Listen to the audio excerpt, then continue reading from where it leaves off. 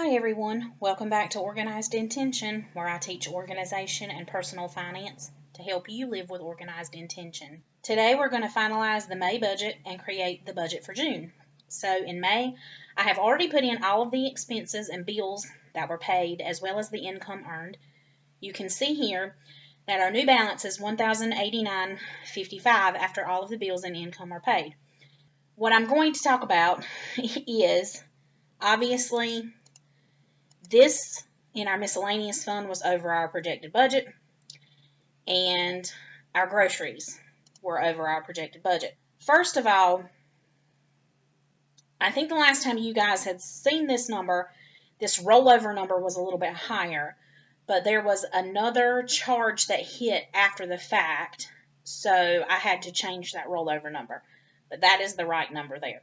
I do want to point out that we did transfer from our sinking funds and our savings account into our checking account. So I have that as a minus here. We transferred $150 for our anniversary. It is my husband and I's 15-year wedding anniversary on June the 5th. And we also transferred one of these transactions. We transferred in $25 because one of our grocery transactions, I actually purchased a $25 gift for my mother, and that was factored into our sinking funds. So I just added it back in and took it off the grocery expenses. So that is $175 that came into our checking account from our sinking funds in our savings account. So we have this $1,089.55. What are we going to do with it? For those who don't know, our house is on the market. This house savings account is to cover our closing expenses. So we will put our budgeted $400 into our sinking funds as we would normally do. This leaves a balance of $689.55. And into the house savings account, I will put $189.55. And you can see here that we have a balance of $500. This is not typical. Normally, we would want to have a zero-based budget. However, I'm keeping some money to the side for some additional costs with our house sale. There will be extra bills for partial month services when we cancel our utilities. I will explain that shortly when we do our projected budget for June. So I transferred the $589.55 to our savings account, which was the $400 plus the $189.55. That is the finalization of May's budget. Now we can talk about our sinking funds. As I stated earlier, we added $589.55. We already have our interest deposit put in because that came in earlier in the month. We added $257 to the house fund already. This was a check from the buyers of our home that we are selling. It was a due diligence check. The expenses that I stated earlier were $175 out of the holidays and birthdays funds. So now I will put the $400 sinking funds delineated into each of these accounts.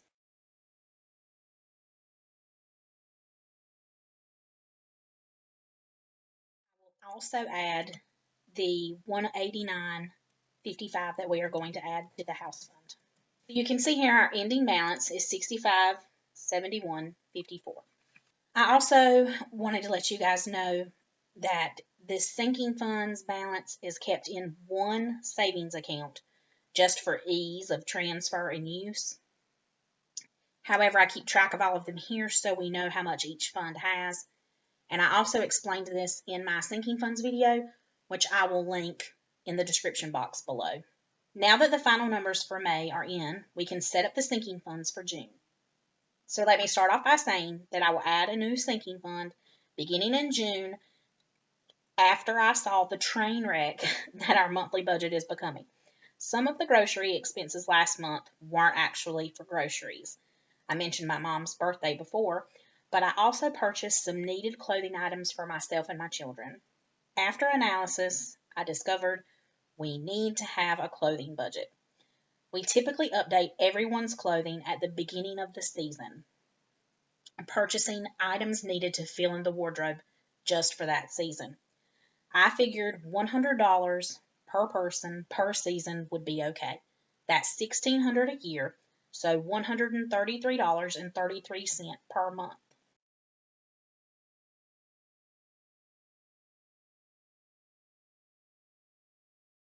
Also, because our home is for sale, we are no longer going to do the quarterly pest control. So that $25 for pest control can come out of the sinking funds that are needed every month.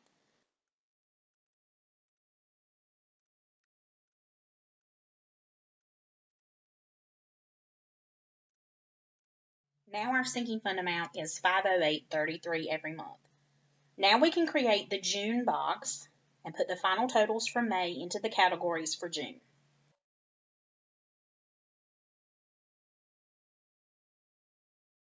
Now we can create the June box and put the final totals from May into the categories for June.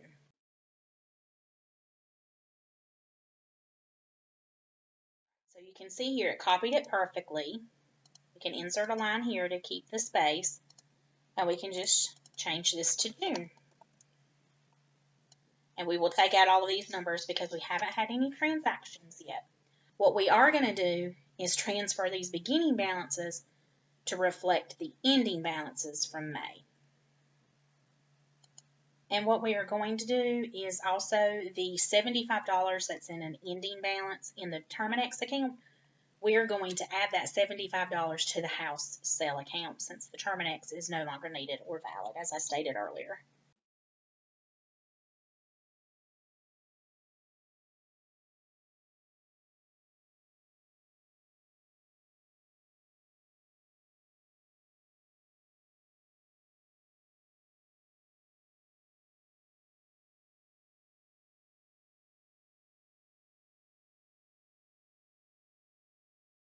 To delete the Terminex line as well. Once we add it into our balance here, we delete the line here.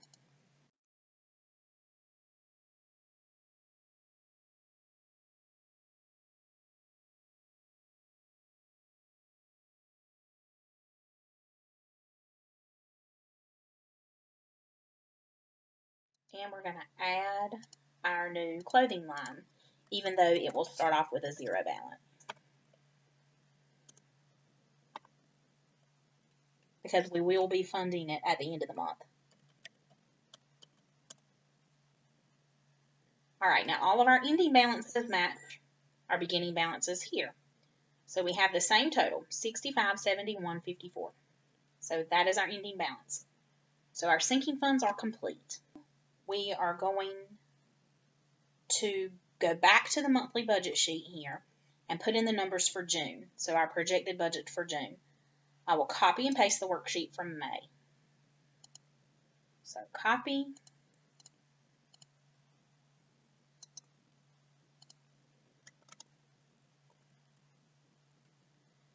Now I can begin the projected budget for June. So let's change these dates. Looks like I didn't change them last month, did I?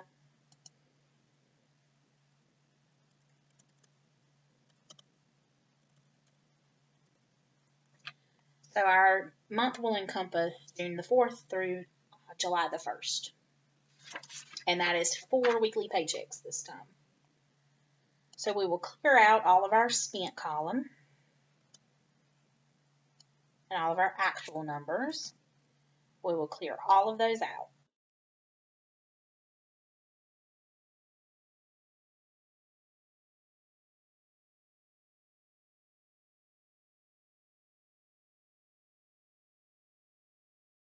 Now I can begin the projected budget for June.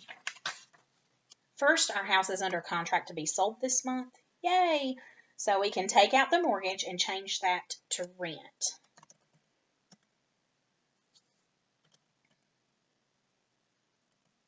Now that our mortgage doesn't have to be paid, I would like to help my mom out monthly since we live with her. That's $150 per month right now. Car insurance went up after I added my new car, so I had to change that to $108.92. The two Duke Energy bills, I added a little more to than I normally would because we should be able to close out those accounts this month since our house is selling, and there may be partial month's charges that have to be added to the final payment. So the first one I went with 60, and then the second one I went with 40. I will do the same thing to the water bill and put it at 60. Projected income will be the same, other than I'm going to change this interest to 30 cents because it's been being a little higher than my projections. For monthly expenses, we need to change the sinking funds amount to 508.33 to reflect our new amount that we just talked about. The house savings can be removed because we do not need it anymore. Everything else will stay the same in this section. Okay, guys, we have to talk about groceries. I'm bumping up groceries to $150 per week. We have 4 weeks this month, so that is correct. I'm hoping we can stay under that, but oh my goodness, have you guys noticed how grocery prices are going up? We are feeding 5 people, so I guess $150 isn't too bad. I know we could probably do better, but with rising prices and food shortages, we're doing the best we can over here. I'm hoping we can keep it within that range. I am going to decrease gas to 60 per week to cover the grocery budget a little, and because we are not driving as much. Under other, you see we have our miscellaneous fund here. So the first thing I need to talk about is that we did have a rollover this month, and it was the $500 from last month. But I always wait and put that in the actual column and not the projected, so that it doesn't always factor into my budget. But what we're doing right now, and hopefully we won't have to spend that $500. That $500 is just in case we have any extra that's not covered by our savings account for closing costs, and also just in case we have some unexpected expenses for closing out utilities and things we just haven't thought about. So that $500 is really just a buffer for this month. So the first thing we're going to do in the other category is my husband's truck needs a repair. I'm budgeting $450 for that and hoping that that covers it. But $320 in our miscellaneous fund. And we have a couple of other random things. We, of course, have Father's Day in June for my husband. And our anniversary. We are going to have some additional spending. So I have $100 for Father's Day and $130 left for our anniversary. So there's $1,000 in our other fund. So the remaining balance here is going to be an additional amount paid onto our debt. We're going to take this $219.04 and add it to these student loans.